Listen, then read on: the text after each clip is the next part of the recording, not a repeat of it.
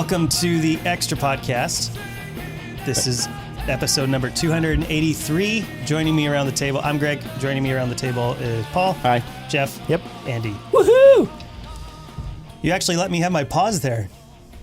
The last few episodes, when I make my dramatic pause at the beginning, you usually, Paul, jump in and are like, Yeah, because the pause makes me go, okay, Greg, like, has somebody died? Like, where? No. There's too much dead air. No. You're listening to the radio. Jim listening Rome, to the radio. Jim Rome is a sportscaster. Yeah, and he's awful. He does a lot of pausing. For a long time. Yeah, and it's like, did the broadcast end? Do I need to change Did the my channel? radio did my break? radio die? Listen, I went to the Jim Rome School of... There's a difference between Podcasting. pausing and preaching and pausing on radio. You know, Greg. most people don't know this, but Greg, his dream job. No, they know it already. I think we've talked about it. Have we? You, Okay. no, you, Sorry, can- guys. you can I'm keep gonna talking go- about my I'm dream Hey, gonna what go- happened with the I'm going dream back in job? the closet. You were gonna be yeah, they haven't called me back yet. So I don't think it's going to happen. So when you say they haven't called you back yet, there are some who are listening and don't have any idea that what you're talking about. Yes. So you were supposed to be the announcer I was supposed to Oh, be so able we're to going get- to talk about this now? Yeah, we were supposed... I might get a little... I was potentially going to You get get a little emotional? side... Yeah. Can you guys give me a minute? Okay. I was going to get a little side job as a in-game announcer for the Giants. The Vancouver Giants, and they are in Langley now, and they said, yeah, we'll call you, and you can come in. And How did they say that, Greg? When they said it? Oh no, we'll call you. I mean, don't call us. We'll call you. I was like, Maybe. hey, you should listen to the Extra Podcast. I'm on there lots. And they're like, okay, we'll give it a listen. And then they're like, yeah, okay, we'll call you. Never. So I don't think it's... Here's what I vow to you all, is that if I ever get a chance to do that, I will talk about it with pride on the Extra Podcast. Yeah, I'm sure you will. I want you to talk about the Extra Podcast in the stadium. Ooh. You were going to be an announcer, though. That was your thing. Welcome to the Extra Podcast, Giants fans.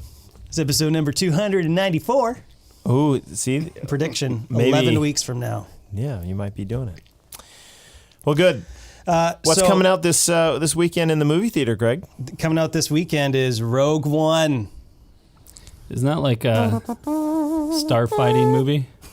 That I heard it has a cameo with Captain Kirk in it. Luke Picard. Wow.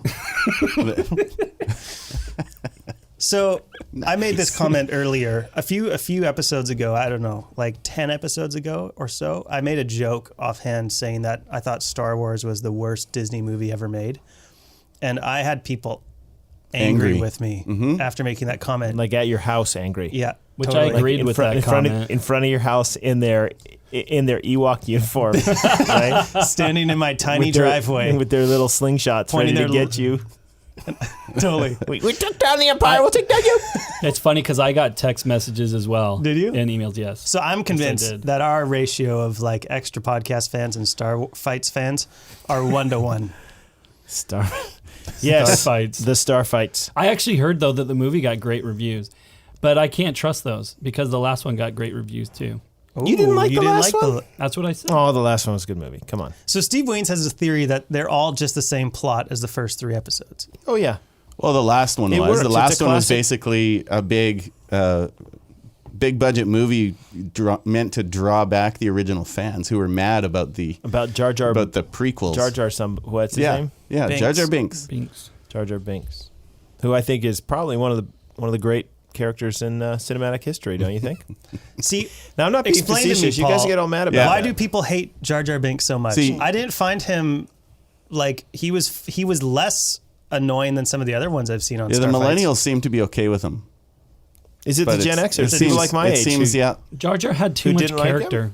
Oh, whatever. Star Wars characters He need to be could bland. breathe underwater. That's cool. They need He's to a be bland. Gungan.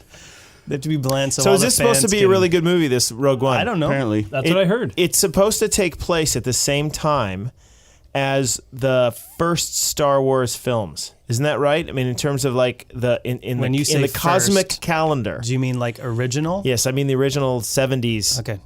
80s films. Yeah. Yeah. That this happens during the building of the first Death Star. Death Star, which Yeah. is apparently much smaller than the second Death Star. Right. Which is what they built in the most recent one. Do you guys remember watching Well, that no, movie? they built the second Death Star in Oh, that's Return of the right. Jedi. That's right. A This fully last one was operational Death Star. yes. Do you remember in Spaceballs at the beginning with the Death Star that goes on and on forever? Yeah. That's the best movie. No, it's really not. really, it's great. movie. Okay. Okay, so but this John Rogue Candy One. Rogue One as is Barf. kind of a side story that's taking place at the same. So, are we ever going to catch up with what happened at the end of the last film, or are they just kind of playing with everybody at this point? We're going to tell like 15 stories so that you don't have any idea what's happening, and then we'll weave it all together, Lost style, in the end. J.J. and Abrams style. Everyone will enter through some door. I'm and you'll telling be you like, right "What?" now, if there's a smoke monster that comes at one of these episodes of Star Fights, I'm not going to be very happy. That's J.J. Abrams' go-to move. It is. Abrams I is don't done know. now, though. By the way, I don't He's know out. what to do. Smoke he out? monster. Yeah, he had one movie. That was What? it. Who's doing it now? He's done. I don't know. Forrest Whitaker. Oh, he's in this one. Is he? Yeah, he is. He is. I don't not. think he's the director though. So it's supposed to be a good film. Know what else was a I mean, good it's going to film? make $100 trillion, but is it? It's a. Oh, it's huge. It's a good movie. It's been getting another gonna film be that's good. been getting a lot of love is Hacksaw Ridge. Yeah, Yeah. I went and saw Mona. Is that what it's called? I think it's Moana. Moana. I think it, I went and saw that with my kids. if you have a South Pacific heritage, we apologize. Please. Wasn't Mona in like Mary Tyler Moore or something like that? I think. Oh, that Okay, was. now you Who's the screwed me boss? up. What is No, the no, boss? no. Who's the What'd you say boss? it was? It's No, Tony in the- Danza's mother-in-law. In the South whatever her name was. Pacific, the languages that are spoken in the South Pacific, usually you have to put a stress on every vowel. Whereas in English, Moana. we have like got OA it. makes the O sound. But there it's Moana, Oh, right? Moana. Yeah, it's like Ha'eri Mai. It's a is brutal how you- movie. In Was it I brutal? just threw that off. That was a Maori. You didn't like that? You didn't like Moana? I didn't enjoy it at all. I think it's So kind of, was it? Is it it was now your new boring. favorite or your new least favorite Disney movie? Quite possibly. Yeah. It was incredibly boring. gotten huge reviews. I know. That's what amazes me. I'm like, what on earth? I think it's sort of Did they see the same movie I saw? it's pantheistic, right? Though, isn't that right? I Like think the Avatar? worldview that they were Yeah. going for was just boring. Yeah. So, Wow. and they nailed it. Spoken by a resident philosopher Our going for resident. a PhD. It's Yeah. but you have two. The Do you new- have? Did you take your kids, your boys, to it? I did, and they seem to mildly enjoy it. There's just not a lot of character in it. Yeah. Yeah, I watched there's the not secret a lot of story there. I watched The Secret Life of Pets the other day. Now they love Yeah. that movie. That's a good movie. That was good. Really? Yeah, it's good. It's good. Dana Like Carvey's that- in that that in that nasty movie. rabbit. Which makes me laugh. Do you know And what's Kevin in- Hart is the bunny rabbit. Pig. It's pretty good. Do you know That when was we were funny, driving yeah. home though, my boys asked me a great question just out of nowhere. They said, "Dad, what do you think the message of that movie was?" Of Moana. Yeah. And I was just like, you're 8 years old, like 9. I can't believe you're asking that question. But I thought we had just a shout out to all you parents.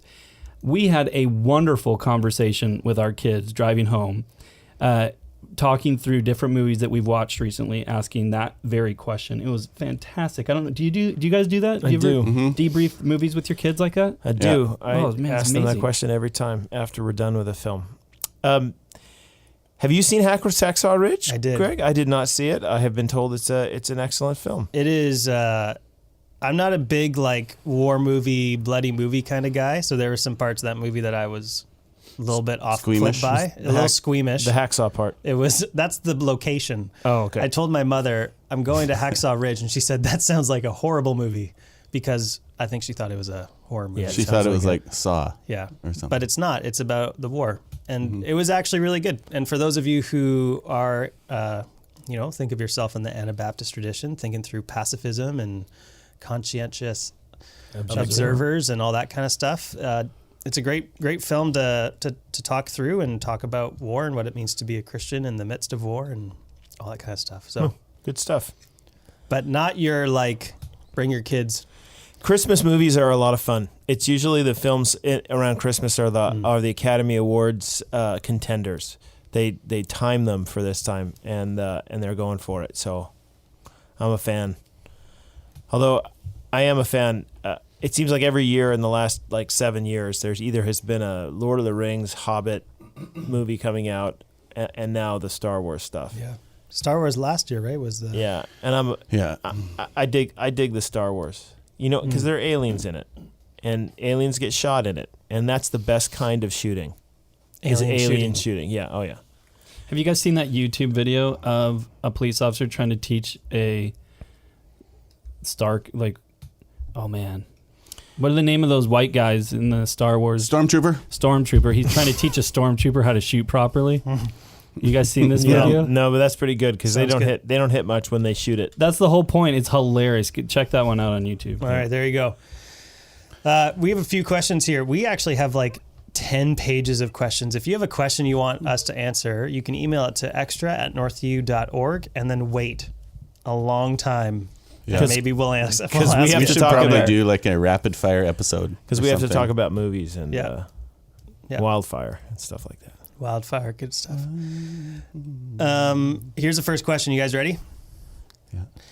How do we honor people of other faith traditions without affirming their theological beliefs? How do we, as a community of believers, show that we want to be inclusive and kind to other people of other religions at city level stuff, and yet not necessarily say that our desire for relationship and inclusion necessarily means acceptance and affirmation of their beliefs? How do we walk that line of engaging with people of other faith traditions? What makes it hard these days is that we live in a multicultural society, and a society that embraces multiculturalism as a value. By that I mean the belief that there is no one right viewpoint on these matters, and to claim one being right is actually hateful and judgmental.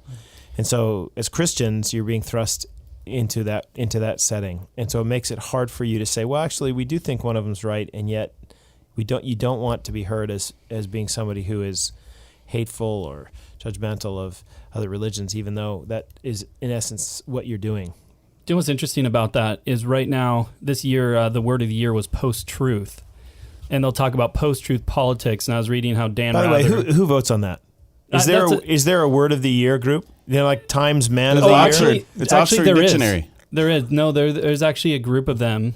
I watched a course on that. I heard word of the year. Yeah, where there's a group. Do they of them take that vote. Nominations? Because I would nominate something other than post-truth. So at any rate. And Dan Rather was writing this scathing thing about post-truth and how Dan ridiculous. Rather, the old CBS News guy. Correct. Wow. And he's still alive?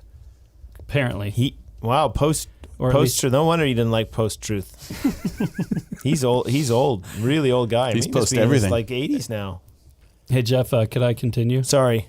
But I just want you to know that your point is being made under I'm under protest for me, because I don't think post-truth should be the word of the year.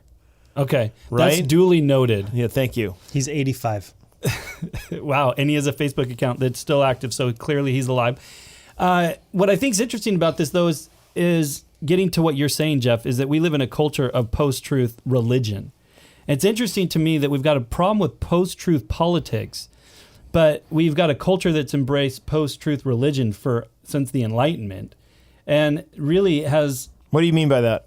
What I mean by that What's post-truth religion? Is what you were talking about. It's relativism. It's this idea that everybody's got a stake on the truth, and people will say often, what's true for me, what's true for you is true for you, and what's true for me is true for me. Hasn't that pervaded all of parts of our society, not just religion? Well, now it is. That's what I'm saying with post-truth politics. Like, we're surprised, that it's creeping into all aspects of society. I mean, this has been going on in religion for a long time.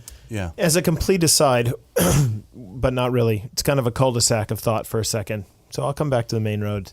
I was sitting in wait here. Well, hold on. When I was I was actually in Linden yesterday at a Avenue Bread, which is a newer deli down there.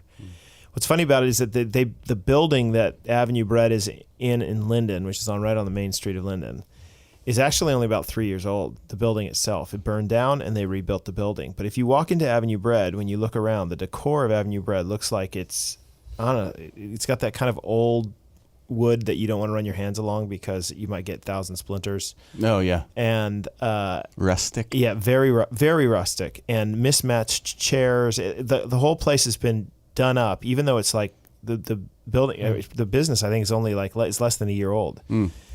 it's been done up to look like it's this really old, been there forever, really, and even on the sign they say I think it's since 1995. Sorry. That's how that Avenue Bread since 1995, which made me giggle a little bit. And I was like, well, it doesn't seem that long ago, but I guess it is. Here, I was talking to my wife and I asked her, like, isn't this weird that this new building that they built is built to look really old? And that really is a trend in architecture right now. And architecture, as any other art, really does reflect the values of the society. And we had this long conversation with each other, and I came up with didn't come up with a theory. I've heard it before, but I think that part of the reason that rustic, staid, traditional, old architecture is really in vogue now is because of this relativism. Most people don't like being untethered from truth. They don't like feeling like they're kind of lost at sea.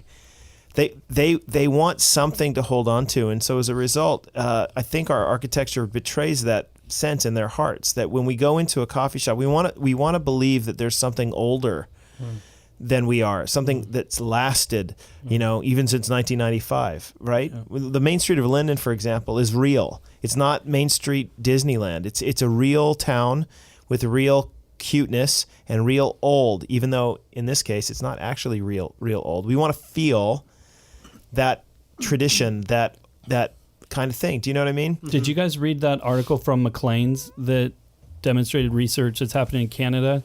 That churches that are growing are the ones that in fact are not embracing relativism? Right. Yeah. And that's the interesting part to me is I think that theologically I look at that and I think, well, what's going on in the human heart is you can tell yourself all the stories you want, but humans are humans, and we yearn for something has more anchor to it. And so in the end, we betray that, I think, with our art and architecture and things like that. But yeah, we live in this, you're using the language post-truth, in this relativistic, multicultural society, and there's some real benefits to that. And there are some also challenges with it. As Christians, the question that's being asked here is a really good one. How do you live in that kind of relativistic culture and know that if you start talking about exclusive truth claims, like Jesus made all the time, by the way, yep. How do you say those things in a way that's not going to just immediately get you shut down as a hater, as somebody who thinks they're arrogant, and we can get into the debate, by the way, that everybody has a truth claim, even if their truth claim is relativism. Truth is exclusive. Yeah, and so you can debate that, but nobody wants to get into that kind of dialogue, that philosophical dialogue on the face of it. So what kind of posture ought we have to other world religions? So it's an excellent question. I'll jump in here with one thought for you. This is something that I've learned over the years and I think is valuable, and I think more Christians need to get in the habit of doing, and that is becoming good listeners. One of the things that I like to do is when I'm interacting with people of another faith is become a student of that person. It's easy to try to become students of other religions. And I don't know that really respects what the question's getting at here. How do you respect people of other faiths? And I think how you respect them is being willing to hear them, being willing to hear what they believe. I think a lot of times if you're insecure in your faith, you don't want to hear what other people have to say, and you just immediately shut them down. And there's not a lot of dialogue that's going to take place there. Yeah, you're looking for opportunities to debate the doctrine with them, which is not necessarily a horrible thing. I want to point to a place like Acts 14, for example, or Acts 17. Acts 17 is where Paul is on Mars Hill. Acts 14, he's in Lystra. A lot of people remember this story. Paul and Barnabas go into this town in Acts 14, and they heal a guy. And all of a sudden, everyone thinks that they are the embodiment of Zeus and Hermes. And so the local priest to Zeus brings out an animal, a big bull, and they put a garland around his neck, and they're going to sacrifice the bull in front of Paul in honor of him. And Paul and Barnabas respond by freaking out, basically, and tearing their clothes and saying this is just absolutely wrong. And so they give this kind of very short, at least the way that Luke records it, it's a very short sermon here in Acts 14:15. He says, "Men, why are you doing these things? We also are men of like nature with you, and we bring you good news that you should turn from these vain things to a living God who made the heaven and the earth and the sea and all that it's in them. So I want to make the point this out at this point in this story that Paul is not afraid to call their religious tradition vain and to point out that the God that they serve is a living one. He calls him a living God because they're serving idols, and those idols are dead. So he makes a contrast with the religious tradition they have. But at the same time, verse 6, or he says, we are men like nature with you. We bring you good news. You should turn from these vain things to a living God, who made the heaven and earth and the sea and all that's in them. In past generations, he allowed all the nations to walk their own ways, yet he didn't leave himself without witness, for he did good by giving you rains from heaven and fruitful seasons, satisfying your hearts with food and gladness. So what's interesting is that it's the food in the season and it's the rain from heaven and stuff that they had taken as a sign that they were going to serve these Roman deities. And Paul's basically making the argument, look, no, the things that you point to and say, well, Zeus is responsible for that or Hermes is responsible for that, those are things that actually God is responsible for. And so in a sense, he's affirming their spiritual response. This is what he does later in Acts 17 when he says to the Epicurean and Stoic philosophers on Mars Hill, I can see that you guys are really religious because outside the city I saw I saw a statue to an unknown God. So there's this mixture of like, look, I see you have this religious tradition. Let me affirm all the things that I think are really good about it, right? So in case of Buddhism, for example, the Noble Eightfold Path is a very moral approach to life. That's something to be affirmed. The 5 pillars of Islam have a moral quality to them.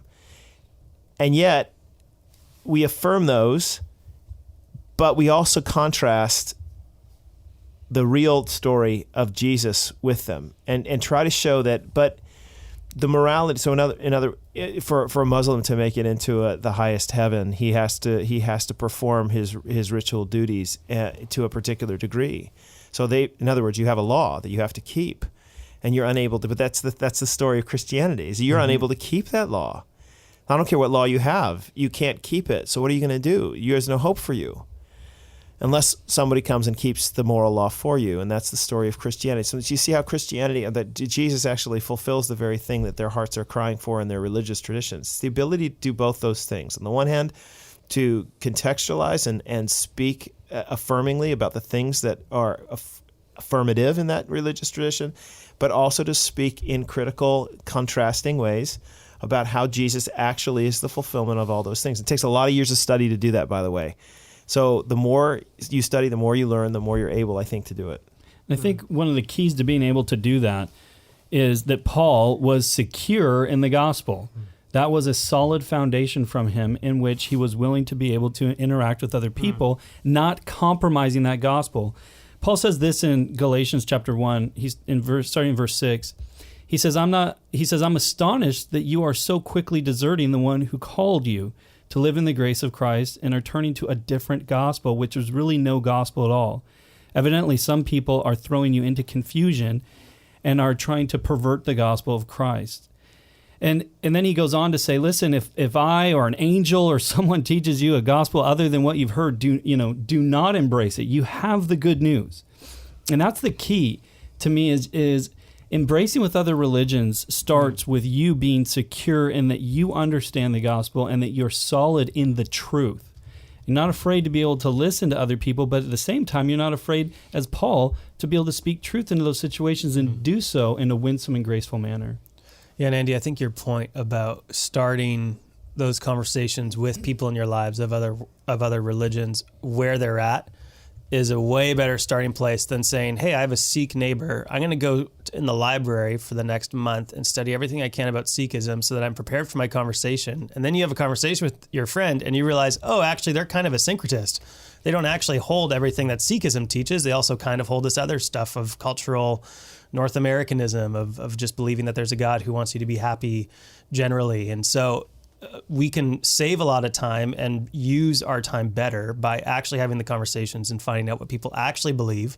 And then we can say something like, you know what, I don't actually have a really good response to that right now, but if you give me some time, I'd be happy to think about it. And then next time we chat, we'll have another conversation. I think alleviating ourselves from the pressure to have an answer at every conversation that we're entering into is just unrealistic pragmatically. And so it just handcuffs us because we feel like, well, I can't actually have a conversation with my neighbor because what if they ask something I don't know? Well, you say, I don't know. Let me go think about it. Plus, to me, I don't even know so much if we're trying to have these answers as we're trying to have a discussion that people are willing to at least engage with us. Yes, we want to have answers, but I think a lot of people won't even have a discussion, though, with people because they think that they've got to have all the answers or they can't even talk with their neighbor. Mm-hmm. Yeah, remember, we're called to love God and love others, right? Like this is the greatest commandment, to love the Lord your God with our heart, soul, mind, and strength. And second is like it, love your neighbor as yourself. So when you're meeting your neighbor who doesn't have the same belief system as you, or maybe you're even meeting your neighbor who is a new Syrian refugee. I've seen a lot more people wearing Muslim-style clothes in Abbotsford these days. So I'm guessing that is some of the Syrian refugees or refugees from other countries coming here and living here. So if you're finding yourself coming into contact with them, like befriend them, invite them over and get to know some of their customs so you know how to treat them when they come to your house. So if they come over, make sure your dog's not inside. Like your dog makes a place unclean to them. So make sure your dog's in the garage or the backyard or something like that. Don't serve them pork.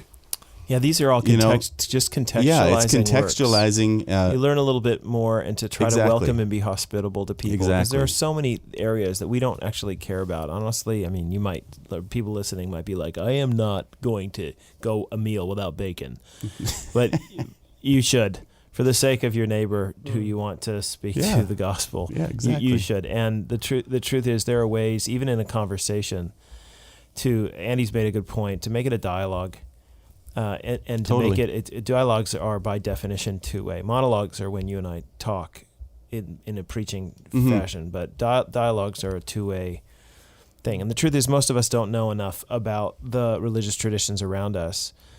And I actually think that most of the people in our community who hold to those religious traditions would be happy to tell you what their viewpoints on matters are. If you just made yourself a learner, and to be honest with you, I've come. Yeah. I admittedly don't practice this anywhere near enough, but I think people are very willing, just like most Christians are, very willing to hear the question. So, like, you have this religious background. It seems to me you're Sikh, you're Muslim, you're Buddhist.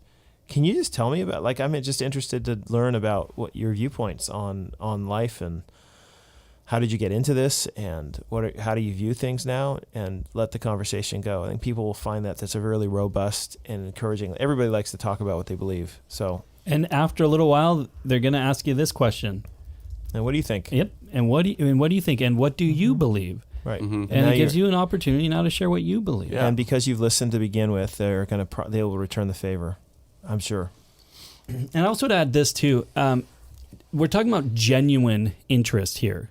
This isn't interest just because we have an agenda.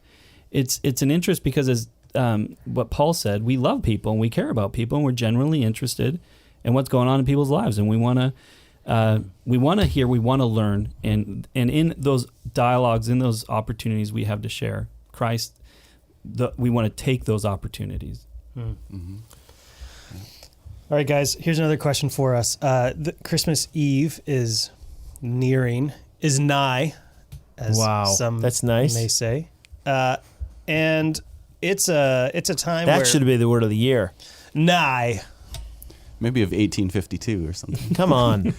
Like I said, all the old stuff's coming back. You want old stuff? Nigh. Just like wood. How about Fortnite? I like Fortnite better too. It's every 2 weeks. No, fortnightly. Fortnightly. You should title a sermon Nigh. Nigh.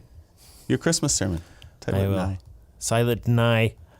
N-I-G-H. Okay, away you go, Greg. So lots of people are going to come to church on Christmas Eve. Yep. And people who don't grow up or don't regularly attend churches will go with their families into our church and other churches. And it's a time for people to flock into church buildings. So how do we engage with people who normally in our lives, they're the Christmas Eve goers, but they don't go to church the rest of the year, or they don't see the need for the local church. How do you engage with those people that you're going to be seeing at the Christmas table? You're going to be going to the church with. You're going to see them at the family gathering. You're going to talk about, what you did this week or this year, and what do you spend your time with. Make a case for the validity and the importance of the local church for the believer. I hear you asking the question in simple terms. Here's a bunch of people who go to church maybe once or twice a year, don't really see the need, maybe profess faith in Jesus, don't really see the need for the local church, at least consistent attendance to it. Yep. What do we say to them? Yep. To those folks. Right. Yeah. First of all, when I was first got into ministry, I used to think that Christmas Eve was a great opportunity to totally just have a go at the couple times attenders, right? And I think that there's an appropriate thing to do there. It really is. I don't think I think that can be an appropriate thing to do if you do it winsomely. There's a way to winsomely, not chide, but kind of, not even poke fun, but draw people out from that, saying, it's great to have you here, but you need to understand that Jesus is actually the sovereign king. That's actually what this whole thing means, is that if Jesus is who he said he was, and then Christmas is the most amazing thing to ever happen in the history of the world, followed. I mean, I'm of the opinion the incarnation is the greater miracle between that and the crucifixion and resurrection. But I'm not saying that I'm putting one down. I'm just saying it's all part of the grander story. Anyway, my point here is that Jesus is the reigning king. Then you owe him homage. So it's fun to sometimes say that to people who are treating him like he's just sort of inconsequential. But I do think in the modern world it's really helpful for us to recognize and welcome people who have come to church. I mean, they have come out of their way on this particular occasion to come out to church, and I think it's valuable, like people, to be hospitable to them. And so I've turned away from that to being more kind of welcoming and trying to just reiterate the message of salvation and Christmas in that regard. That's different than the question you're asking, though. The question you're asking is, well, give me an argument for the local church. Yeah, like I'm sitting next to this person in church. We're going to go out for dinner afterwards, and they're going to be talking like they do every year about how much they love the Christmas Eve service and how much it reminds them of it's really important. And yet their track record over the past 10 years has been that they show up at Christmas Eve, and then the rest of the year they're MIA from any kind of Why Christian don't people go to interaction. church? If you're a professing Christian, what are the reasons why it is that you don't go to church? It is interesting. That's what I was going to bring up. I find that most people have no idea why you should even go to church. I think that's why they come out for church on Christmas, right? Is because that's what you do. That's traditionally what you do. That's how they see church as something meaningful that you do once a year. I think a lot of professing Christians, though, feel bad about not going to church. When I say feel bad, they're not bad enough to change their habits, but bad in the sense that, we should get to church more often. Mm-hmm. Like if you ask somebody who professes faith in Jesus, they're like, we should be in church more often. It just seems that their commitments are to sports. Their commitments are to like in the winter skiing maybe, or they go away to a holiday home on the weekends or something like that. Maybe their work schedule. I don't think work schedules are this day and age quite the issue, but sports, quite honestly, among families, I think is. I mean, I'm looking around to you guys. Do you think that that's like one of the chief? I think that's one of the chief reasons. I know. I can't say for Abbotsford here, but when I lived in Squamish, there was a lot of Christians who didn't go to church on Sunday because the soccer program for their kids, all the games were on Sundays, and most were Sunday mornings. Yeah, and so instead of going to church, they would, we got to go. Our kids in soccer, so we got to go watch soccer. So these are professing Christian people. They would profess to be Christians, but they don't think church is important enough or they don't think it's important enough to gather as a local body. So maybe, I mean, I'm looking around to you guys. Do you think that that's like one of the chief reasons? I know. I can't say for Abbotsford here, but when I lived in Squamish, there was a lot of Christians who didn't go to church on Sunday because the program for their kids, all the games were on Sundays, and most were Sunday mornings. So maybe Okay, so then Soccer's more important. Well, my follow-up question, if we're right about that, and I think we're partially right maybe, there are other reasons. There's no single reason why people don't go to church. Some people just think it's stupid and hate it. But usually they don't like church because they don't like something the pastor is saying, or they have a relational problem with someone there or whatever. And there are other churches around you can go to.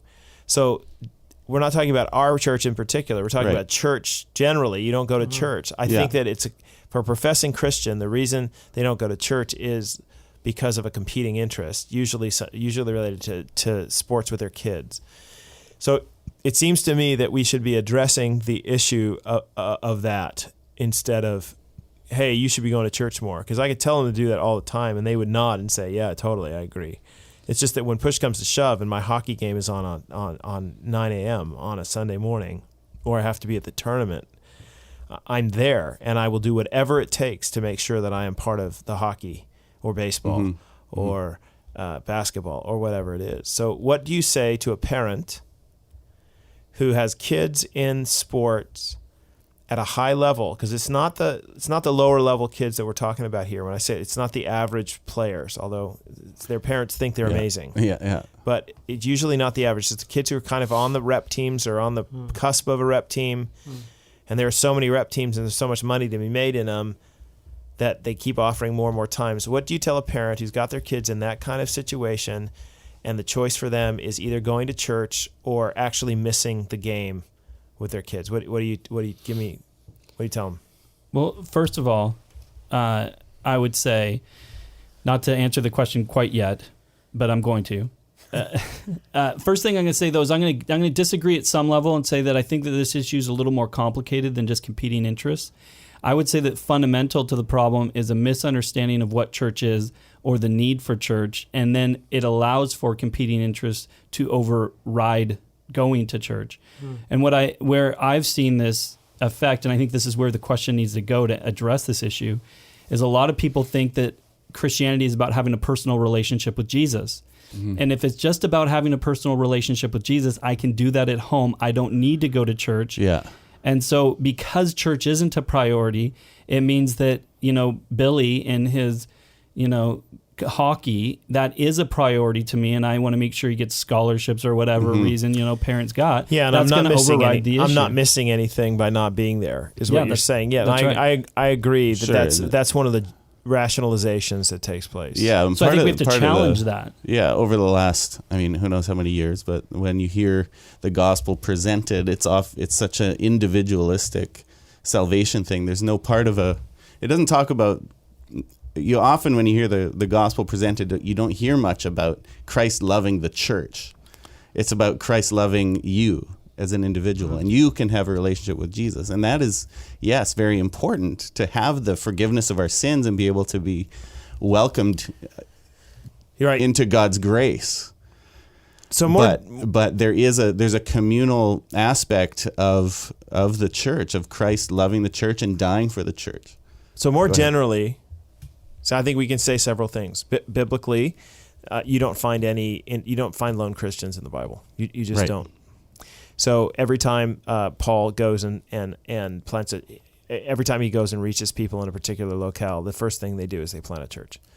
Yeah. So the understanding is that you should be involved in a local church. There are passages of Scripture in Hebrews chapter 10, don't forsake the meeting of yourselves together. It's the habit of some. So there's a command of Scripture to gather in the local assembly. By the way, that is exactly what Paul is talking about in that context, is the gathering of the local body. You have gifts that need to be used in the church, that the church isn't going to function properly, right, if you're not employing those gifts and being involved in the church. We can say all of these things, right? So they're all church-focused. Church needs you. I'd even go so far as to say that, practically speaking, I don't have a lot of confidence in you persevering in the faith if you don't attend a local church consistently. And by consistently, I mean more than once a month. I actually think that you're not going to continue in the faith unless you have a steady diet of biblical preaching and faithful friends who you gather with, who will keep you accountable in the faith, and that's why you gather together. So your eternal life is at risk if you choose not to. So these are all reasons that I'm going to give a person saying why you should go to church. But I still haven't engaged the actual existential crisis that they're facing, which is, right, I agree with all those things. Those all sound very, very, compelling. My problem is little Billy's a good hockey player, okay? Or little Susie is a fantastic softball player. So what do I do? What you're telling me to do, what I hear you telling me to do is I need to go to the local church, which happens every week and every week and every week. I need to go to the local church over my kids having the opportunity to play high-level sports. So can my kids play high-level sports and not go to church? Because and go to church? Can I do both of those? Like what? Help me. Help me know how it is I'm supposed to get can I do both of these things? Or am I going to have to choose? Because that's going to be especially hard if I have to choose. So you tell me, pastors? Well, I mean, I think this conversation looks different depending on the churches in your area. I mean, I think, so for example, we're pastors at Northview. We have services on Saturday night, Sunday morning, Sunday night. Yep. Every weekend, unless it's snowing. And so... Right. And we have people who regularly are part of like a Sunday morning service, and all of a sudden they have to travel for that Sunday because of a baseball tournament or something. So they'll come either Saturday night or often Sunday night. We get a lot of families visiting on Sunday night because they had to miss Sunday morning. Yeah. So this is a good solution. So we as a church, because of our size, because of our different options of service times, we can offer options for people. We also, there are other churches in our town that don't have those options, but do commend their people to come to our church in the summertime, for example, for baseball, to come. I've had pastors say that to me. Hey, we got some people coming to your church for the summer. So thanks a lot for the ministry you guys do on Saturday nights, because it's making it possible for them to fellowship and to hear the word of God preached and to get to, I think this is a good thing. It's not ideal. Right. Ideally, you'd go to your own body of people, but it's good. So for I think a period. in the Northview context, I have a hard time saying that a family could not do both. In other contexts, I think it would be harder, and yet I think... Yeah, so if I bring Squamish back into it... Yeah. When Squamish, we were talking about low level. Like, we're talking about kids, like elementary aged kids. Like, right? when you say low level, not the great, most skilled children at soccer. It's the kids' Lionel Messi soccer is not league. on that field. It's like the house league. Right. Yeah. This is the kids' soccer league. Yeah. Like, there's nothing special. But if you want your kid to play soccer, if your kid wants to play soccer in this league, which is just like your average community little league baseball team or whatever, all your games are Sunday mornings. Yeah. And in Squamish, all churches, there's only like 4 evangelical churches, all of them hold their services on Sunday morning. There's no afternoon, there's no Saturday night, there's no Sunday night. So this is a challenge. So Squamish, it is a big challenge because basically as a pastor, you end up saying, okay, well, listen, you have to make a choice. You have to make a choice. Either church is going to be a priority for you or soccer is going to, during soccer season, which there's like 2 seasons. So it goes from like September to May. Like majority of the year, you're going to be missing church because you're going to soccer. And this isn't healthy for you. And it's not healthy for and even think about your kids' spiritual growth. Yeah. Maybe yourself, maybe you are reading the Bible and you have podcasts and you even have a Bible study you go to, whatever. But your kids, what are your kids learning? So here's the thing. And this is where you have to become almost prophetic, I think. Yeah. Here's the deal. If you're in a situation where you are making a choice regularly to privilege your sports and the perceived success of your child, and I say perceived there because the likelihood of your kid being as great as you think is not there. It's not. I'm just going to tell you right now, all of us look through rose-colored glasses at our children. I do. Paul does. Greg, we all do. Greg does. I know Andy does. Like, they're all amazing at whatever it is they do. I get it, right? And we think, oh, if they have the right training, they're going to make the major leagues. Well, maybe. But I'm going to tell you what, even if they make the major leagues, even if they are a NHL player, I think the thing you should want for your kids as a faithful follower of Jesus is that they follow Jesus, okay, with all their hearts. And the pattern of life that you are displaying to them in this present moment is not the kind of pattern of life that will lead to that conclusion. Right. If you decide that you're going to forego the Christian church, your children, when they're 20 years old, will forego the Christian church. And you're setting them up for a maybe financial success if they are one in the million who can make the NHL, which they're not going to be, but say they are. What do you have now? Oh, my kid's made the NHL. He's a success. Right, but you're banking on what, the 6 years that they're going to play there? And Right. that makes them whatever, and they got their whole lives ahead of them and eternity after that. Come on, man. Let's make a decision for the long term here. Yeah.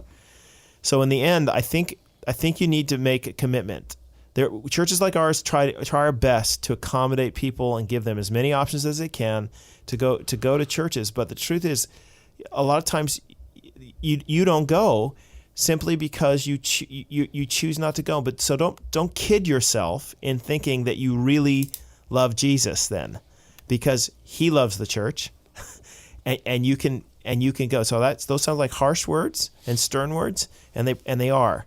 But some people who are listening to this really do need to be shaken out of that slumber and realize that you are making decisions in this present moment that are leading places for your children that you don't want them to go. Yeah. All right, guys, thanks for your contributions. I feel Again. like I should say at the end of that, like I have kids who play high level sports, okay, and I have during the summer times been away from church for a week or two, here or there. I will say this, that my wife and I make a commitment to, even when we're away on those tournaments, to find a local body of people to see if we can get not every week, but we try to find a local body of people. We ask friends, hey, do you know of a church in the Kamloops area? Do you know of a church in Saskatoon? Do you know of a church in wherever? And we try to make commitments to be in those kind of places. And you'd be surprised that most of your coaches will let you do it, right? And if they don't, and they say, well, you're going to have to sit on the bench, then you know what? You take that for Jesus, right? You take that for Jesus. Yeah. And look for another team next time. Deny yourself, take up your cross, Yeah. and follow me. Amen. Amen. Sorry, long Jim Rome pause there. at the No, it's end. good. I just want to thank you guys for your contributions to the Extra podcast. I want to thank you for yours, Greg. Thanks, guys. Appreciate it. If you have questions, send them into the Extra podcast at extra@northview.org. Until then, we will see you at the church services this weekend.